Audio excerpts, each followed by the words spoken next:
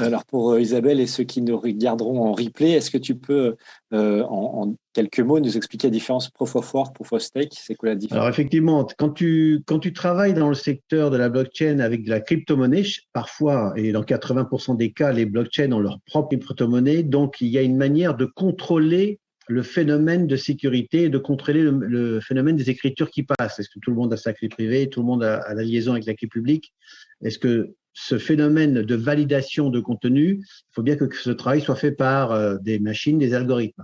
Donc il se trouve que dans le cas de Proof of Work, on demande, je dis quand même malheureusement parce que je ne suis pas un fan de Proof of Work, même si je sais qu'il doit exister, on demande malheureusement non seulement un travail de vérification à l'algorithme, mais on demande aussi en même temps un travail qui est contesté, que tout le monde trouve absurde, mais qui est un calcul d'un hash avec un certain nombre de zéros devant. Donc c'est comme si je vous demandais d'ouvrir une valise alors que je ne vous donne pas le code. Donc, vous allez être obligé de faire 111, 112, 113, jusqu'au moment où vous trouverez le chiffre miracle pour ouvrir la valise, pour avoir ce qui est à l'intérieur, pour vérifier que les transactions vont bien passer. Donc, c'est un travail supplémentaire, c'est la preuve de travail qu'on apporte, c'est l'effort qu'on fournit pour tout simplement mériter la récompense de ce qu'on appelle de ramasser, c'est pas le terme, mais de recevoir des bitcoins.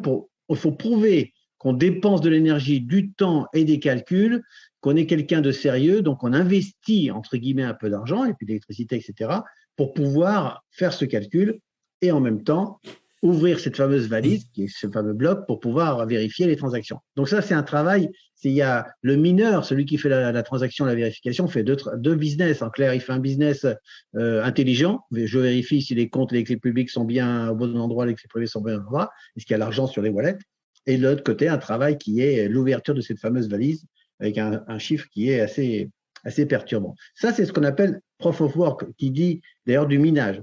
Alors maintenant, comme il y a pas mal de contestations, les nouvelles blockchains rentrantes et même les anciennes blockchains, par exemple, la deuxième blockchain du monde, c'est Ethereum en termes de nombre de quantités, etc., a travaillé bien sûr sur le principe des protocoles qu'on appelle le protocole Bitcoin avec le Proof of Work, le minage.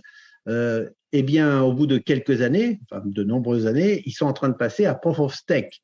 Proof of Stake, ça veut dire preuve de participation. En clair, cette fois-ci, pour avoir le droit de vérifier les comptes, de valider les informations et bien sûr peut-être d'être rémunéré par rapport à tout ça, eh bien, il va falloir que la personne qui souhaite faire ce travail, non seulement elle a un équipement informatique, mais il n'y a pas besoin d'avoir un équipement informatique très puissant, mais elle va être obligée de prendre sa monnaie fiduciaire, d'acheter la monnaie de la blockchain, dans ce cas-là, si on part d'Ethereum, d'acheter de l'Ether, et de bloquer cet argent, c'est-à-dire de stacker cet argent, de le mettre en garantie en quelque sorte en disant « je vais faire un bon travail ».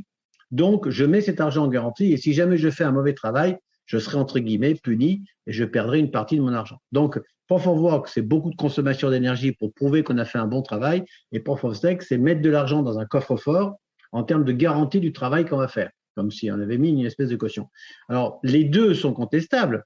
Proof of Work, on voit bien que c'est beaucoup de consommation d'énergie, mais Proof of Stake aussi, c'est un petit peu contestable parce qu'on se rend compte que la personne qui a mis beaucoup d'argent en garantie a de fortes chances d'être sélectionnée pour faire la vérification et de garantir, je dirais, ces transactions. Donc, on dit malheureusement que dans le cas de Proof of Stake, parfois, c'est les gens qui ont le plus d'argent qui vont gagner le plus d'argent. Donc, c'est une démarche qui est un peu différente.